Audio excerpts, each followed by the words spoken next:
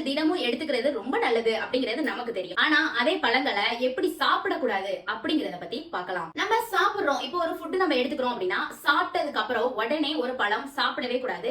At least ஒரு half an ஹவர்ல இருந்து 1 hour கேப்புக்கு அப்புறம் தான் அந்த ஃப்ரூட்டை நம்ம எடுத்துக்கணும். அதுதான் நமக்கு ரொம்ப நல்லது. மேக்ஸிமம் பாத்தீங்கன்னா எந்த ஒரு ஃப்ரூட்டை எடுத்தாலும் நம்ம நல்லா கடிச்சு மென்னு சாப்பிடணும். நம்மளோட உமிழ்நீரோட சேர்ந்து கலந்து நம்ம சாப்பிடணும். அந்த மாதிரி சாப்பிட்டாதான் அதுல இருக்கிற நியூட்ரிஷன்ஸ் எல்லாமே நம்மளோட உடம்புக்கு கிடைக்குது அப்படின்னு கூட சொல்றாங்க. இன்னொரு முக்கியமான விஷயம், இந்த தவிர மட்டும் தயவு செய்து பண்ணாதீங்க அப்படின்னு தான் சொல்லணும். இப்போ நீங்க வந்து ஒரு மிக்ஸ்டு ஃப்ரூட்ஸ் வந்து எடுத்து நீங்க ஒரு ஃப்ரூட் ஜூஸ் பண்றீங்க அப்படின்னா அந்த ஃப்ரூட் ஜூஸை நீங்க அடிக்கும் போது நிறைய மைக்ரோ நியூட்ரிஷன்ஸ் அதுல இருந்து போயிடும். அதை வடிகட்டும் போது நார்ச்சத்தும் போயிடும். அது கூட ஸ்வீட்டுக்காக நீங்க கொஞ்சம் சுகர் ஆட் பண்ணீங்க அப்படின்னா அந்த ஜூஸை குடிக்கிறது எந்த ஒரு புண்ணியமும் இல்லை அப்படின்னு தான் சொல்றாங்க. அதனால எந்த ஒரு ஃப்ரூட்ஸை இருந்தாலும் நீங்க வந்து ராவா சாப்பிடறதுக்கு மேக்ஸிமம் ட்ரை பண்ணுங்க. அதுதான் ரொம்பவே நல்லது.